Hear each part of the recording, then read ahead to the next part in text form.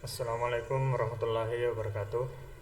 Perkenalkan, saya Andi Adli Aslam Fahri dengan NIM 2102056020208 dari jurusan Teknik Elektronika D4 kelas B.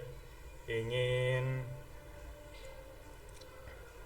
memaparkan materi ototronik dari pertemuan 1 sampai dengan ke-7. Ya, langsung saja. Materi pertama yaitu dasar listrik pada kendaraan motor. Pada kendaraan motor, sistem listrik memegang peranan penting dalam menjaga semua komponen kendaraan tetap berfungsi dengan baik. Listrik digunakan untuk memberdayakan lampu, klakson, starter, dan berbagai sensor di dalam kendaraan. Selain itu, sistem kelistrikan juga memastikan bahwa baterai terisi dengan baik untuk memulai mesin serta memberikan daya pada berbagai sistem elektronik lainnya. Dasar listrik pada kendaraan motor mencakup sistem kelistrikan yang bertanggung jawab atas semua fungsi listrik kendaraan, mulai dari sistem pengapian hingga pencahayaan. Berikut adalah komponen dasar dari sistem listrik pada kendaraan motor, yaitu yang pertama baterai atau aki. Aki adalah sumber daya utama pada kendaraan motor yang menyimpan energi listrik dalam bentuk kimia, menyediakan daya listrik yang diperlukan untuk menghidupkan mesin saat start, menyediakan daya untuk sistem pengapian, sistem injeksi bahan bakar, pencahayaan, sistem kelistrikan lainnya, serta untuk menyimpan energi sementara saat motor tidak berjalan. Yang kedua, stator dan rotor, di mana bagian dari sistem pengisian dan pembangkit listrik. Stator adalah bagian tetap yang menghasilkan medan magnet, sementara rotor berputar di dalamnya. Ketika mesin motor berjalan, rotor berputar dan menghasilkan listrik yang diperlukan oleh sistem. Stator dan rotor bekerja sama untuk menghasilkan listrik yang diperlukan untuk mengoperasikan berbagai sistem listrik pada motor. Yang ketiga, alternator atau generator. Alternator atau generator mengubah energi mekanis dari putaran mesin menjadi energi listrik yang diperlukan untuk mengisi aki dan mengoperasikan komponen elektronik lainnya di kendaraan motor. Yang keempat, regulator rectifier. Komponen ini merupakan komponen kritis dalam sistem pengisian listrik pada sepeda motor dan kinerjanya mempengaruhi efisiensi dan keandalan sistem listrik kendaraan secara keseluruhan, yang dimana mengatur dan mengontrol tegangan yang dihasilkan oleh alternator. Ini memastikan bahwa tegangan listrik yang dihasilkan stabil dan sesuai dengan kebutuhan kendaraan, serta mengubah arus bolak-balik atau AC menjadi arus searah atau DC. Yang kelima, CDI atau capacitor discharge ignition. Komponen elektronik ini mengatur waktu pengapian mesin berdasarkan sinyal dari sensor-sensor seperti sensor putaran kruk as atau sensor posisi kampas rem. Ini penting untuk memastikan pembakaran yang efisien dan optimal. Selanjutnya, fuse. Komponen penting dalam sistem kelistrikan untuk melindungi perangkat elektronik dan listrik dari korsleting atau kelebihan arus. Jika arus melebihi batas yang ditentukan, fuse akan putus untuk mencegah kerusakan lebih lanjut. Selanjutnya, materi yang kedua yaitu dasar elektronika pada kendaraan motor. Yang pertama, sistem pengapian elektronik. Sistem pengapian elektronik menggunakan komponen seperti CDI, capacitor discharge ignition, untuk mengatur waktu pengapian mesin secara tepat dan efisien. Ini meningkatkan efisiensi pembakaran dan kinerja mesin. Yang kedua, injeksi bahan bakar elektronik. Sistem injeksi bahan bakar elektronik menggunakan sensor-sensor seperti sensor posisi throttle dan sensor oksigen untuk mengontrol injeksi bahan bakar ke dalam ruang bakar secara akurat. Hal ini meningkatkan efisiensi bahan bakar dan mengurangi emisi gas buang. Yang ketiga, sistem kelistrikan dan pengisian. Sistem kelistrikan kendaraan menggunakan alternator atau generator untuk menghasilkan daya listrik yang diperlukan untuk mengisi aki dan menyediakan daya untuk berbagai sistem elektronik di kendaraan. Yang keempat, kontrol stabilitas dan traksi. Sistem seperti ESC, Electronic Stability Control, dan TCS, Traction Control System, menggunakan sensor-sensor dan kontrol elektronik untuk memantau kondisi pengendaraan dan mengatur pembangkit tenaga atau pengereman pada roda tertentu untuk mempertahankan stabilitas kendaraan. Kemudian materi ketiga, pembuatan rangkaian pada kendaraan motor. Yang pertama, perencanaan. Langkah pertama dalam pembuatan rangkaian adalah perencanaan.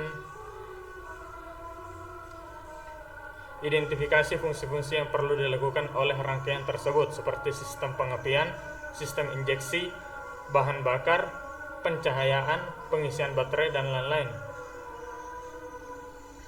Yang kedua, pemilihan komponen. Pilih komponen-komponen elektronik yang sesuai dengan kebutuhan dan spesifikasi rangkaian yang telah direncanakan. Pastikan komponen-komponen tersebut kompatibel satu sama lain dan sesuai dengan kendaraan motor yang akan dipasang. Yang ketiga, pemasangan dan penyambungan. Setelah komponen-komponen dipilih, langkah berikutnya adalah pemasangan dan penyambungan.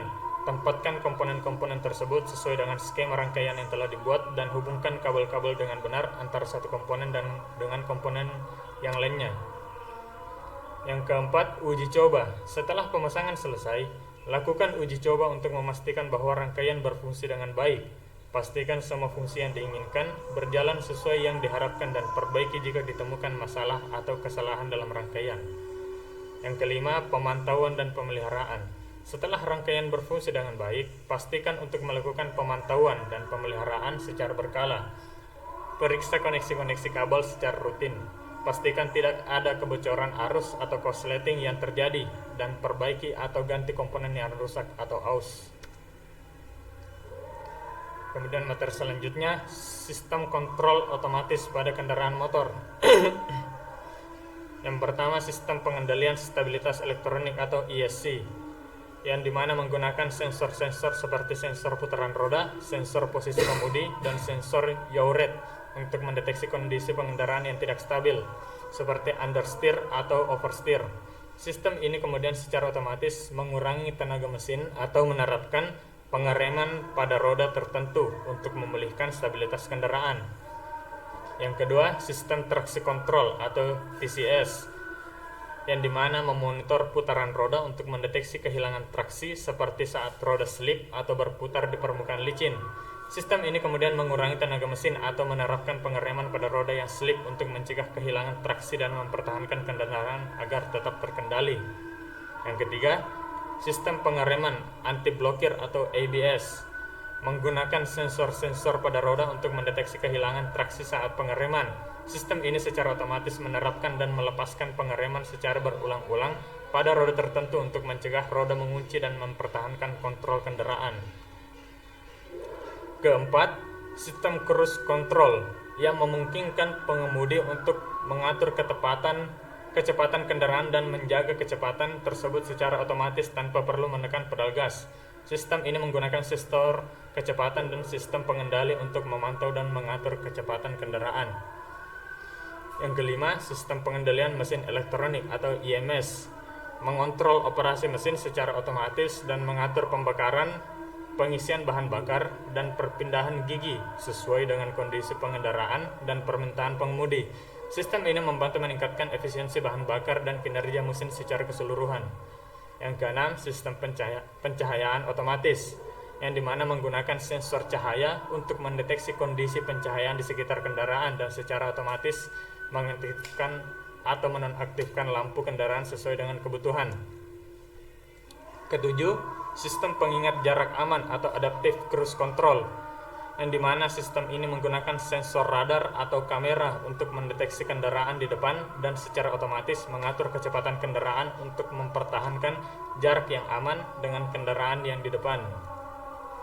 Materi selanjutnya yaitu sistem kontrol elektronik pada kendaraan bermotor. Yang pertama, fleksibilitas. Sistem kontrol elektronik menyediakan tingkat fleksibilitas yang tinggi dalam menyesuaikan berbagai aspek kendaraan, mulai dari respons mesin hingga pengaturan kursi pengemudi. Yang kedua, efisiensi.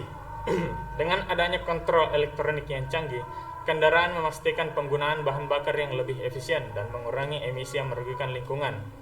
Yang ketiga, kemudahan perbaikan. Meskipun kompleks, Sistem kontrol elektronik dirancang untuk memudahkan proses perbaikan dan pemeliharaan kendaraan, sehingga mengurangi biaya dan waktu yang diperlukan. Kemudian materi yang terakhir, sistem kontrol elektronik berbasis microcontroller pada kendaraan motor. Yang pertama, integrasi microcontroller.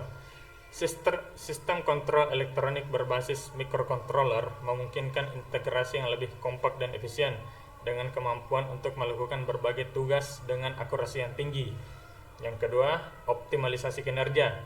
Dengan kontrol berbasis microcontroller, kendaraan dapat mengoptimalkan kinerja mesin, peredaran bahan bakar, dan kontrol emisi gas buang. Dan yang ketiga, kemajuan teknologi. Penggunaan microcontroller merupakan bukti kemajuan teknologi dalam industri otomotif, memberikan kesempatan untuk mengembangkan beragam fitur canggih pada kendaraan serta memaksimalkan efisiensi. Sekian materi dari saya. Assalamualaikum warahmatullahi wabarakatuh.